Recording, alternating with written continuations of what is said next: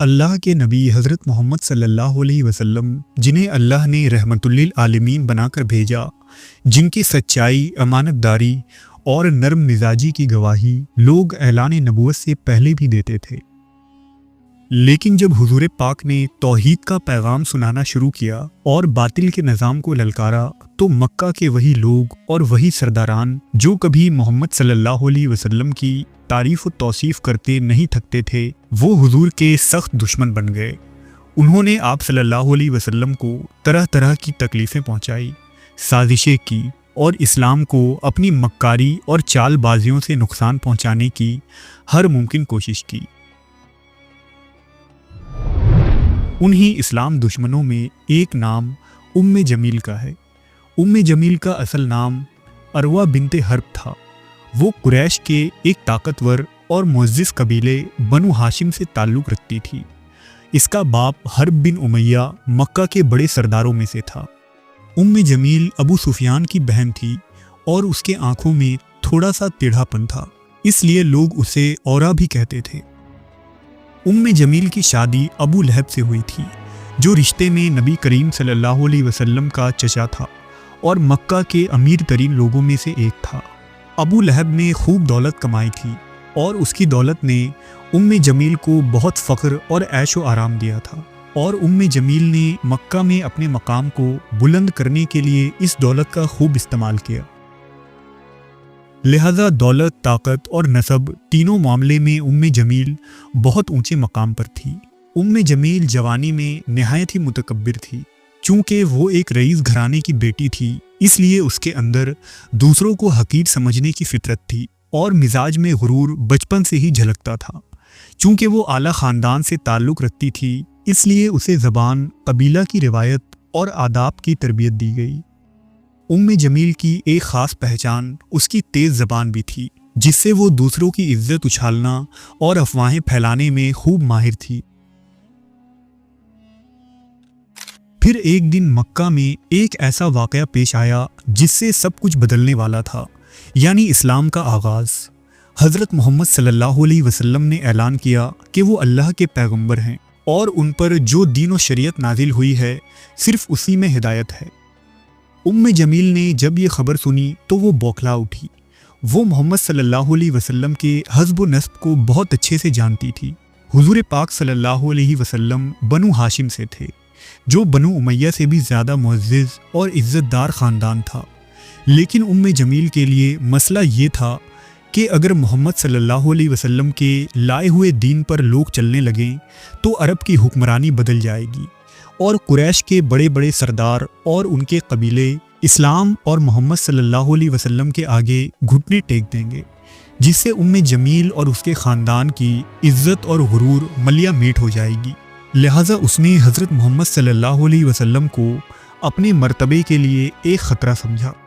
یہ اس کے لیے سچائی اور حق کا مسئلہ نہیں تھا، بلکہ اپنا اثر و رسوخ برقرار رکھنے کا مسئلہ تھا۔ لہذا جب حضور پاک نے دعوت و تبلیغ کا کام شروع کیا تو ام جمیل ایک باولے کتے کی طرح حضور کے پیچھے لگ گئی اور آپ صلی اللہ علیہ وسلم کو طرح طرح سے اذیتیں اور تکلیف پہنچانے لگی۔ یہ عورت رات کی تاریکی میں نبی صلی اللہ علیہ وسلم کے راستے میں کانٹے بچھاتی۔ اس کا مقصد یہ تھا کہ جب حضور پاک فجر کے وقت مسجد حرام کی جانب جائیں تو ان کے پاؤں زخمی ہو جائیں۔ حضور پاک نے لوگوں کو اللہ کی وحدانیت کا پیغام دینا شروع کیا تو ام جمیل مکہ کی گلیوں میں پھرنے لگی۔ جہاں کہیں بھی اسے حضور کی دعوت کی آواز پہنچتی، وہاں یہ عورت فوراً جا کر لوگوں کے دلوں میں زہر گھولنے لگتی۔ وہ حضور پر جادوگر اور پاگل ہونے کا الزام لگاتی اور قریش کے لوگوں کو بھڑکاتی کہ محمد صلی اللہ علیہ وسلم قبیلوں کو توڑنے کا کام کر رہے ہیں۔ وہ محفلوں میں بیٹھ کر حضور کے خلاف زہر اگلا کرتی اور عورتوں میں بیٹھ کر آپ کی کردار کشی کرتی۔ ایک مرتبہ نبی صلی اللہ علیہ وسلم بیمار ہو گئے اور 1 یا 2 راتیں تہجد کے لیے نہ اٹھ سکے، تو ام جمیل حضور کے دروازے پر آئی اور طعنہ دیتے ہوئے بولی کہ اے محمد، میرا خیال ہے کہ تمہارا شیطان تمہیں چھوڑ گیا ہے۔ اس موقع پر اللہ نے سورہ الضحیٰ کی یہ آیت نازل کی کہ قسم ہے اس دن کی روشنی کی اور رات کی کہ جب وہ سکون پکڑے، آپ کے رب نے نہ آپ کو چھوڑا ہے اور نہ وہ آپ سے ناراض ہوا ہے۔ جمیل اور اس کا شوہر ابو لہب کی بغض، کینہ اور اسلام دشمنی جب حد سے تجاویز کر گئی تو اللہ نے اپنی کتاب میں یہ آیت نازل کی کہ ابو لہب کے ہاتھ تباہ ہو جائیں، اور وہ تباہ ہو چکا ہے، نہ اس کا مال اسے فائدہ دے گا، نہ وہ جو کچھ کماتا ہے وہ بھڑکتی آگ میں جلے گا۔ اس کی بیوی جو لکڑی کا بوجھ اٹھانے والی ہے، اس کے گردن پر ریشے کا ایک رسہ ہوگا۔ جب جمیل نے اس وحی کو سنا تو غصے سے پاگل ہو گئی۔ وہ اس قدر تلملا اٹھی گویا کسی نے اس کے سینے پر پہاڑ رکھ دیا ہو۔ اس نے ہاتھ میں ایک پتھر اٹھایا اور گلیوں سے چلتی ہوئی حضور کو تلاش کرنے نکل پڑی۔ راستے میں وہ چیخ چیخ کر کہتی جاتی کہ ہم نے اس شخص کا انکار کر دیا ہے جس کی مذمت کی گئی ہے، ہم محمد صلی اللہ علیہ وسلم کے دین سے نفرت کرتے ہیں۔ اس وقت حضور اپنے گھر میں تشریف فرما تھے اور حضرت ابو بکر آپ کے ساتھ تھے۔ جب حضرت ابو بکر نے جمیل کو آتے دیکھا تو فوراً عرض کیا کہ یا رسول اللہ، یہ بدزبان عورت آ رہی ہے، مجھے ڈر ہے کہ کہیں یہ آپ پر ہاتھ نہ اٹھا دے۔ حضور نے نہایت ہی اطمینان سے فرمایا کہ فکر نہ کرو، وہ مجھے دیکھ نہ سکے گی، اور پھر حضور نے قرآن مجید کی تلاوت شروع کر دی۔ جمیل قریب آئی لیکن وہ حضور کو دیکھ نہ پائی، کیونکہ اللہ نے اس کتاب میں فرمایا ہے کہ جب نبی قرآن پڑھتے ہیں تو ہم ان کے اور منکرین کے درمیان ایک پردہ ڈال دیتے ہیں، اور یہاں پر بالکل یہی ہوا۔ جمیل نے حضرت ابو بکر سے سوال کیا کہ تمہارا ساتھی کہاں ہے؟ اس نے میری توہین کی ہے۔ اس پر حضرت ابو بکر نے کہا میرے ساتھی نے تمہارا مذاق نہیں بنایا ہے، اور یہ بات بالکل صحیح تھی، کیونکہ جمیل اور ابو لہب کی ہجو خود اللہ نے قرآن مجید میں کیا تھا۔ جمیل کی سب سے بڑی حریف حضرت خدیجہ تھی جو پیغمبر اسلام کی بیوی تھی۔ جمیل ان سے شدید حسد کرتی تھی کیونکہ وہ مکہ کی سب سے عزت دار عورت تھی اور پیغمبر کی مضبوط ترین حامی تھی۔ جمیل اکثر ان کا مذاق اڑاتی اور مکہ کی عورتوں کو ان کے خلاف اکسا کر انہیں بدنام کرنے کی کوشش کرتی، لیکن حضرت خدیجہ نے صبر کا دامن نہیں چھوڑا اور ان کا ایمان جمیل کی نفرت سے کئی زیادہ مضبوط تھا۔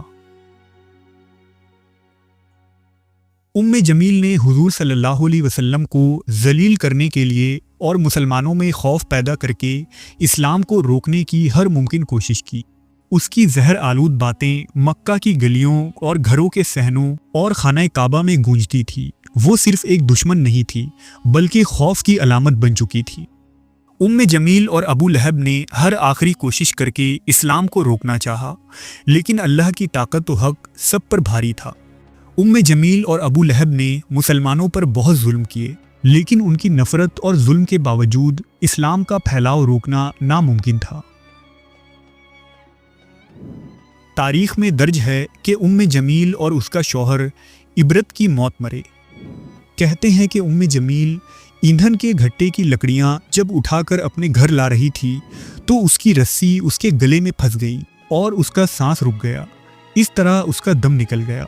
ابو لہب کا انجام بھی نہایت ہی عبرتناک تھا۔